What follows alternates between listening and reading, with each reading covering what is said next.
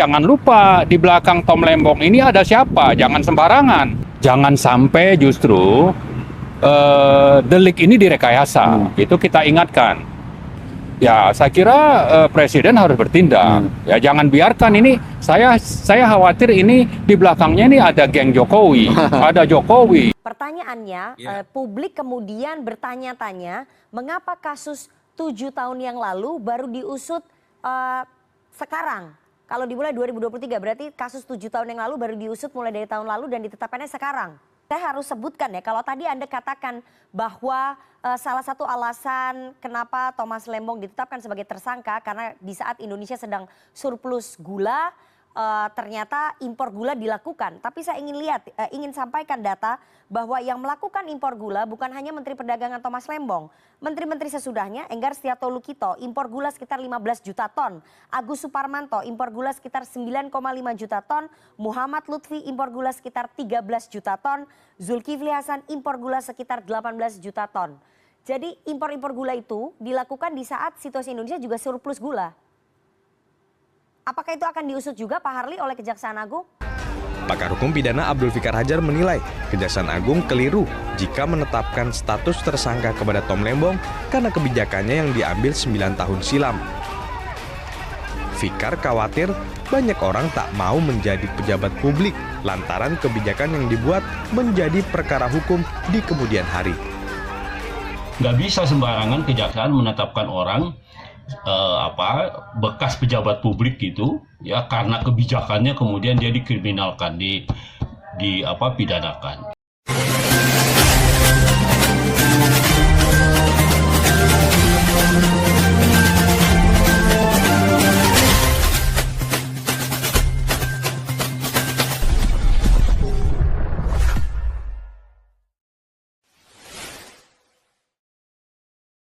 Assalamualaikum warahmatullahi wabarakatuh. Sahabat BN, kasus Tom Lembong makin hari tampaknya semakin menarik dicermati oleh publik.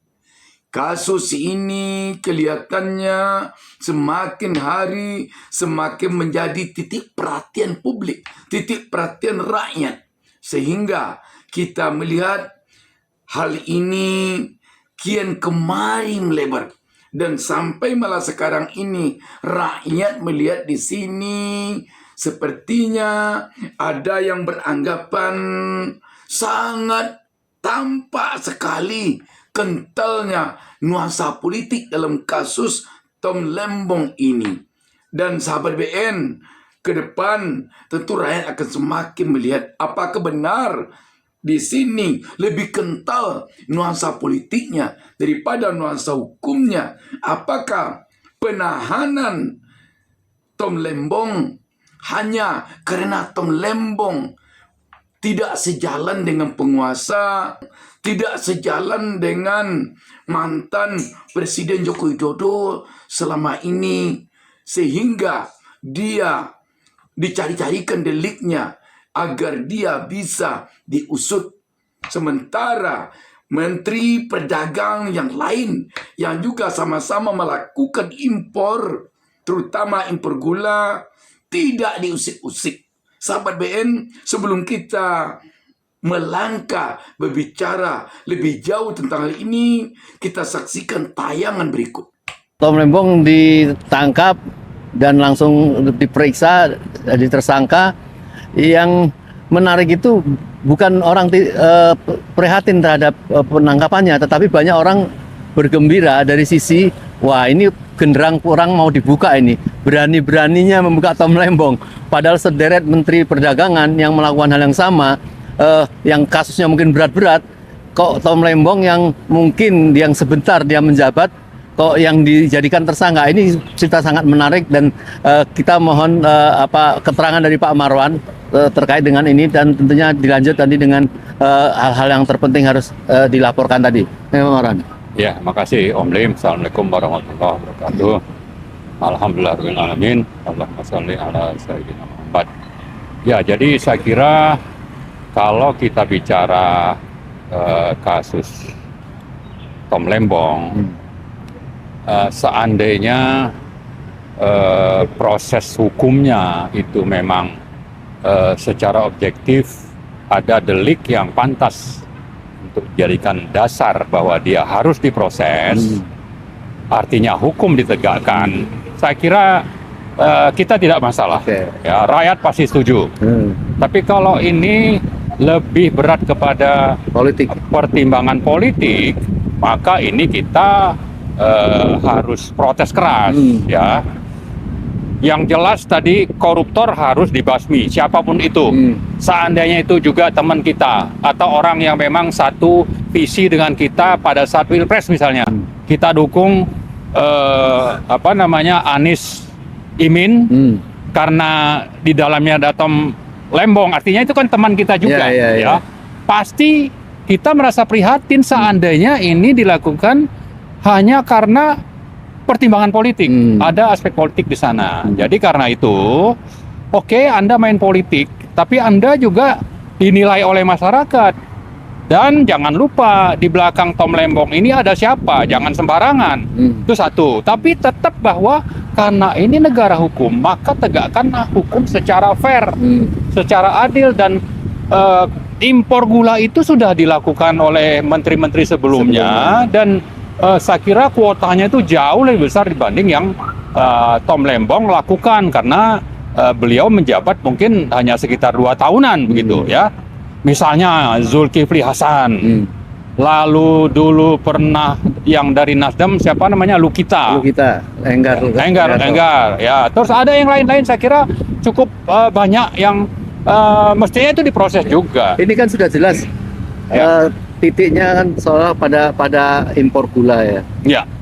Para pakar kira-kira kesulitan nggak untuk membandingkan atau melihat proses impor gula itu yang terjadi pada menteri-menteri sebelumnya atau bahkan sampai Zulkifli Hasan yang tentunya lebih besar impornya itu?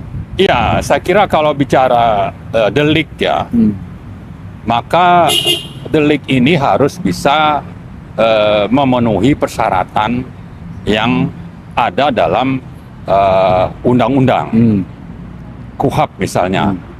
Jangan sampai justru delik ini direkayasa, itu kita ingatkan.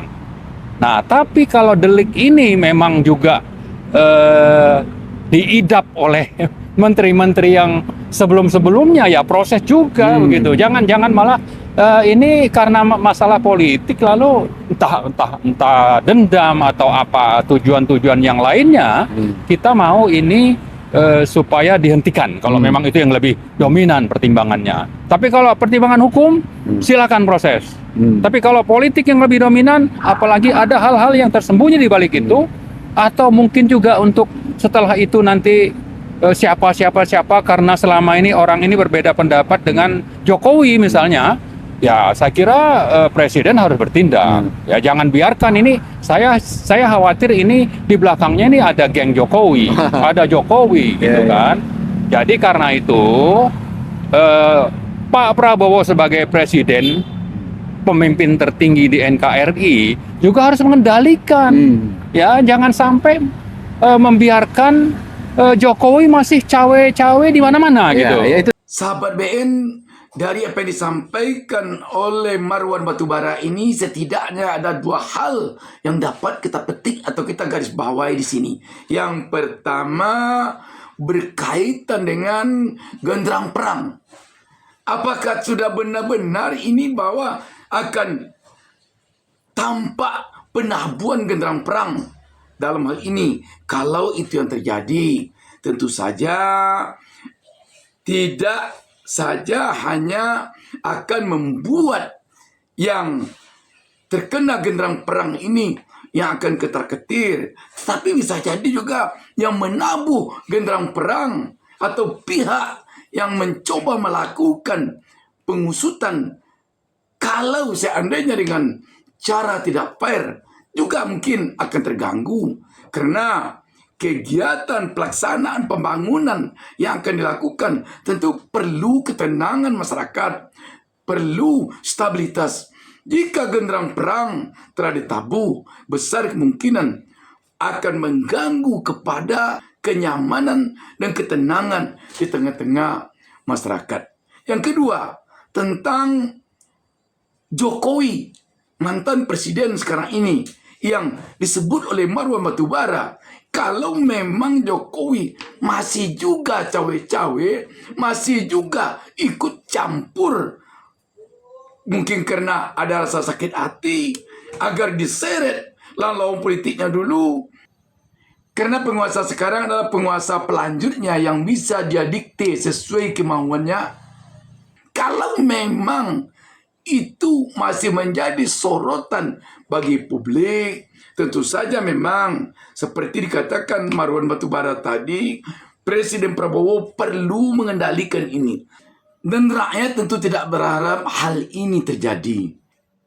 Dan mudah-mudahan hal yang dikhawatirkan Marwan Batubara ini tidak terjadi. Sebab ke depan ini yang akan dilihat oleh publik, yang akan dirasakan oleh rakyat adalah hasil kerja Prabowo, bukan lagi hasil kerja Jokowi.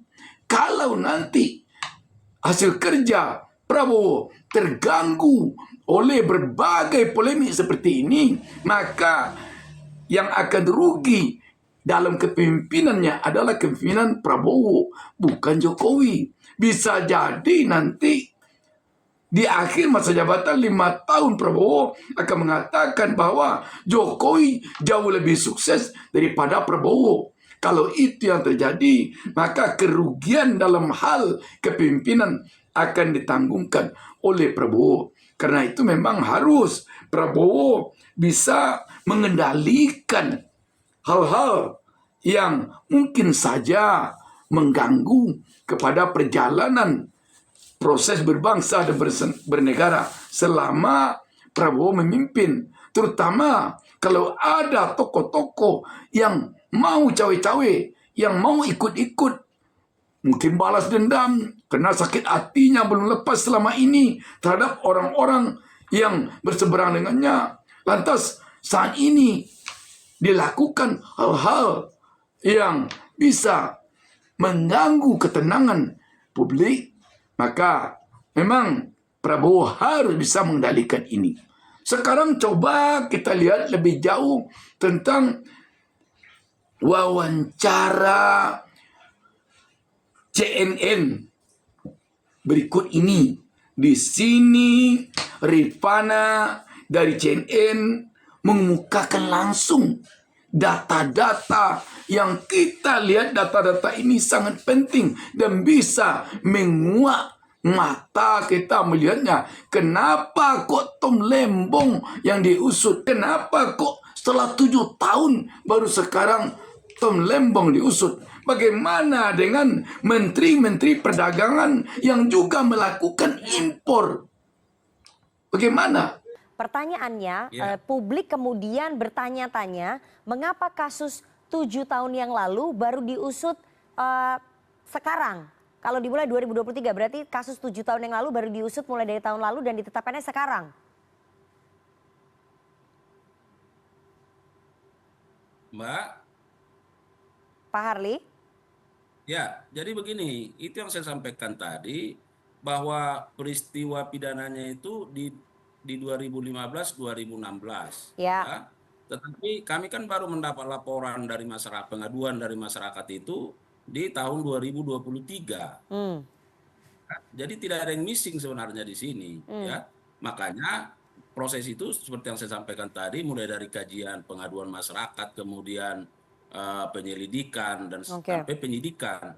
Dalam proses penyidikan inilah tindakan-tindakan penyidikan seperti yang sudah kami uraikan. Jadi nggak ada yang missing di sini, nggak ada. Oke, baik. Oke, jadi Pak Harli, saya mau tegaskan ya, sampai saat ini, sampai detik ini, penyidik dari Kejaksaan Agung belum menemukan indikasi suap ataupun gratifikasi ataupun fraud terhadap mantan Menteri Perdagangan Thomas Lembong. Saya ingin Anda menjawab itu. Jangan dikatakan Mbak bahwa sampai detik ini tidak ditemukan. Karena sekarang begini, kami kan masih fokus terhadap pemenuhan pasal-pasal sangkaan. Baik. Ya, sementara ini kan baru beberapa hari. Oke. Ya, kita kan belum melihat bagaimana peran dari pihak-pihak yang terkait soal itu. Baik. Jadi jangan juga membuat publik menjadi pesimis. Ya, Oke. saya kira begitu. Baik. Persoalannya Pak Harli, saya harus sebutkan ya, kalau tadi Anda katakan bahwa salah satu alasan kenapa Thomas Lembong ditetapkan sebagai tersangka karena di saat Indonesia sedang surplus gula, ternyata impor gula dilakukan. Tapi saya ingin sampaikan data bahwa yang melakukan impor gula bukan hanya Menteri Perdagangan Thomas Lembong. Menteri-menteri sesudahnya, Enggar Setiato Lukito, impor gula sekitar 15 juta ton. Agus Suparmanto, impor gula sekitar 9,5 juta ton. Muhammad Lutfi, impor gula sekitar 13 juta ton. Zulkifli Hasan, impor gula sekitar 18 juta ton. Jadi impor-impor gula itu dilakukan di saat situasi Indonesia juga surplus gula. Apakah itu akan diusut juga Pak Harli oleh Kejaksaan Agung? Nah, kami mengusut perkara ini tentu berdasarkan dari laporan pengaduan masyarakat dan ini yang ditindaklanjuti, ya. Oke. Nah, kita tunggu saja bagaimana seperti yang Mbak sampaikan tadi, ya. Jadi yang mau saya katakan tidak ada debatable dalam kaitan ini, tidak ada politisasi. Tadi Masnya sudah sangat tegas menyatakan kita fokus saja terhadap kasusnya. Jadi tidak lagi misalnya berdebat terkait soal apakah ini ada soal kepentingan atau tidak. Kami tidak di ranah itu. Ya. Oke. Terima kasih. Oke, baik. Jadi sahabat BN, di sini ada beberapa hal yang menarik kita lihat. Rifana mengatakan ada sejumlah menteri perdagangan yang lain juga seperti Zulkifli Hasan, Lukita, Lutfi juga melakukan impor. Dan jumlahnya kalau kita tidak keliru jauh melebihi jumlah impor semasa Menteri Perdagangan Tom Lembong. Kalau Tom Lembong, kalau kita tidak salah, impor yang ada, impor gula yang ada ketika dia menjadi Menteri Perdagangan ratusan ribu ton. Kalau kita tidak keliru. Sedangkan untuk Menteri Perdagangan yang lain itu jumlahnya belasan juta ton. Jadi jauh lebih banyak. Satu itu. Selanjutnya, kalau dikatakan penegak hukum, katakanlah Kejaksaan Agung, mengusut perkara berdasarkan laporan. Apakah benar-benar tidak ada laporan tentang menteri-menteri ini dari masyarakat selain dari Tom Lembong?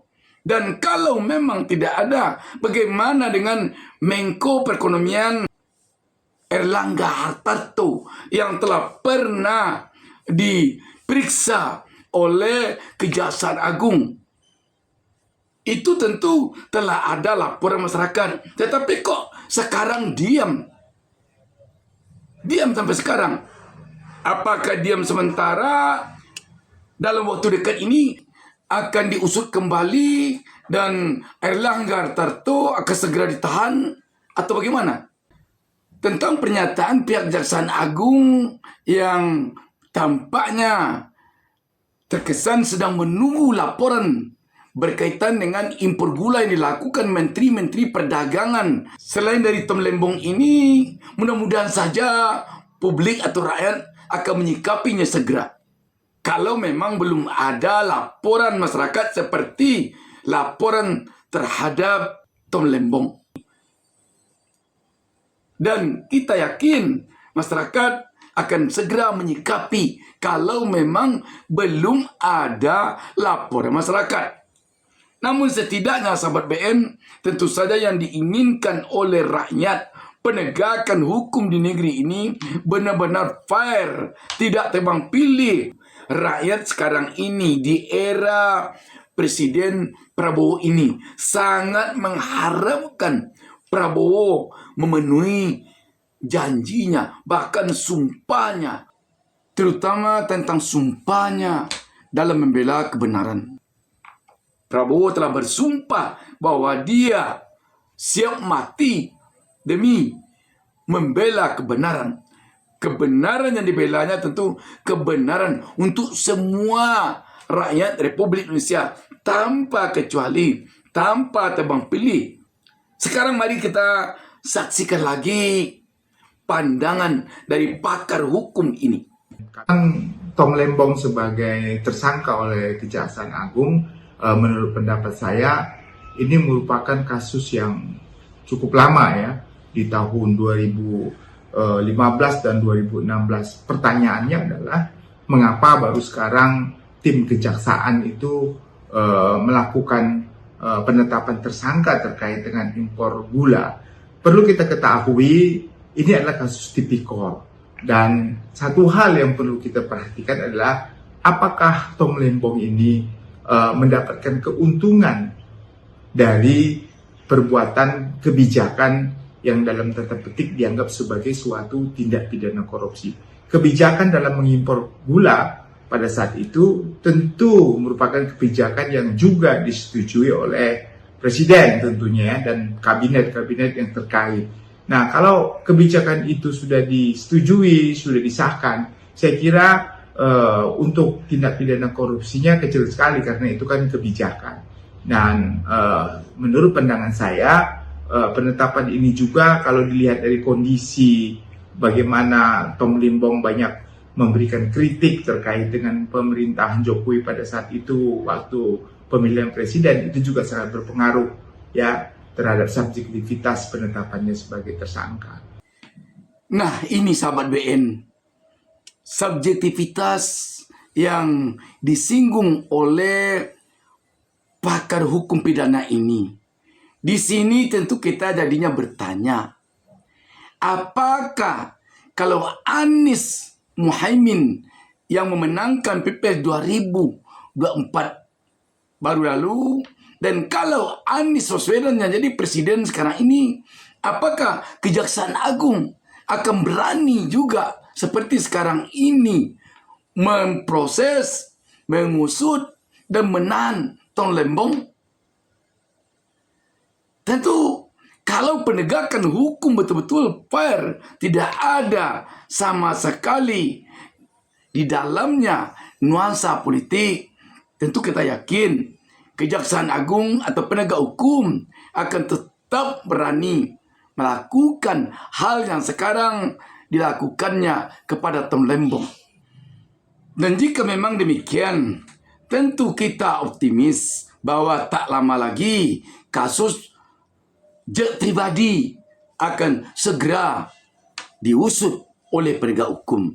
Di samping kasus impor gula yang dilakukan oleh menteri-menteri sebelum atau setelah Tom Lembong. Demikian juga dengan kasus yang telah pernah diusut oleh Kejaksaan Agung, yakni kasus Menko Perekonomian Erlangga Hartarto.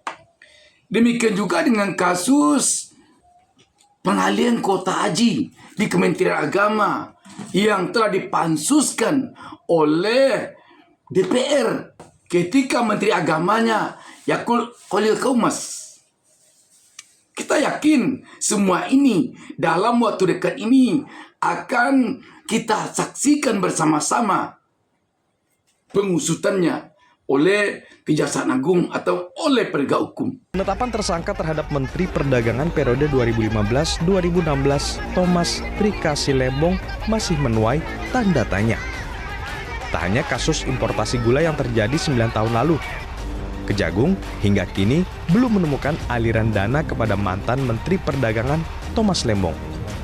Kejaksaan Agung diminta menjelaskan keterpenuhan unsur pasal 2 dan 3 Undang-Undang Tindak Pidana Korupsi yang mengatur kategori kerugian keuangan negara. Meski membantah politisasi hukum, Kejaksaan Agung perlu melihat apakah ditemukan mens rea atau niat jahat dan tidak semua kerugian negara dikategorikan sebagai kejahatan korupsi.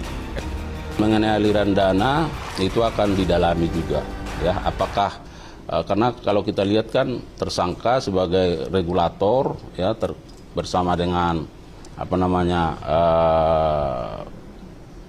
dari PPI dan perusahaan-perusahaan itu. Nah, apakah ada misalnya di situ unsur aliran dana, tentu nanti akan terus didalami. Pak, ada penggeledahan lanjutan nggak sih Pak dekat-dekat ini? Nah, hingga saat ini belum. Ya, jadi bukti-bukti yang sudah diperoleh itu akan didalami, itu akan diintensifkan dan misalnya kalau ada penambahan keterangan yang dibutuhkan, penyidik akan melakukan. Pakar hukum pidana Abdul Fikar Hajar menilai Kejaksaan Agung keliru jika menetapkan status tersangka kepada Tom Lembong karena kebijakannya yang diambil 9 tahun silam.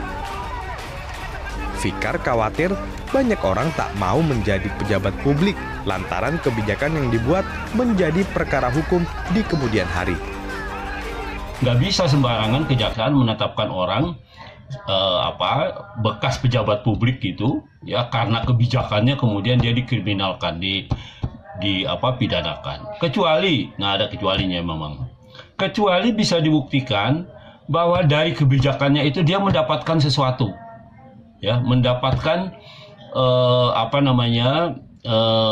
uang umpamanya atau materi yang lain gitu, ya. Nah itu kan jelas, itu artinya kebijakan itu didasari pada motif yang lain gitu, ya, motif ekonomi, motif untuk mencari uang dan sebagainya.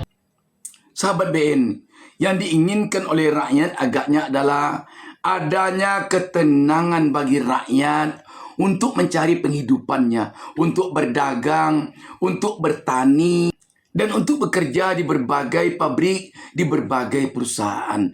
Janganlah hendaknya gemuruh genderang politik terus saja mengganggu rakyat di dalam mencari kehidupan. Karena rakyat sekali lagi perlu dikatakan bahwa sekarang ini sangat susah hidupnya. Rakyat telah dihimpit selama ini oleh beban berat ekonomi, oleh harga kebutuhan pokok yang mahal, yang tidak stabil, oleh lapangan kerja yang sulit, oleh pengangguran yang banyak, oleh PHK yang terkesan tidak terkendali. Sahabat BN, di pemerintahan Prabowo ini rakyat punya harapan. Mereka akan bisa tenang mencari kehidupan. Mereka akan bisa semakin sejahtera. Dan mereka tentu berharap kepada Presiden Prabowo agar Presiden Prabowo benar-benar fokus memperhatikan kesejahteraan rakyat yang sekarang ini sungguh sangat-sangat memprihatinkan. Karena itu, politik ini agaknya kalau bisa oleh para elit ini, oleh Presiden Prabowo dan jajarannya, diletakkanlah pada nomor 2, nomor 3, atau nomor kesekian. Ekonomi inilah yang akan dinomorsatukan. Karena rakyat butuh sekarang ini kesejahteraan, butuh mengangkat kehidupannya. Rakyat butuh sekarang menyekolahkan anaknya. Rakyat butuh sekarang ini berbelanja untuk kebutuhan pokoknya. Rakyat butuh sekarang ini makan. Rakyat butuh sekarang ini pekerjaan. Karena itu sahabat BN, jangan rakyat hendaknya melihat lagi hukum dipermainkan oleh politik, hukum diperalat oleh politik. Jangan rakyat hendaknya melihat lagi di negeri ini adanya saling balas dendam antara para politisi. Kalau ini yang terjadi, nanti ketika satu rezim berhenti, maka rezim yang baru akan memenjarakan para pejabat yang sudah meninggalkan jabatannya. Dan itulah yang akan berlanjut terus. Kalau itu berlanjut terus, maka negeri ini tidak akan pernah nyaman, aman, dan tenang. Sedangkan rakyat sangat membutuhkan negeri ini aman, nyaman, dan tenang. Demikian sahabat BN. Wassalamualaikum warahmatullahi wabarakatuh.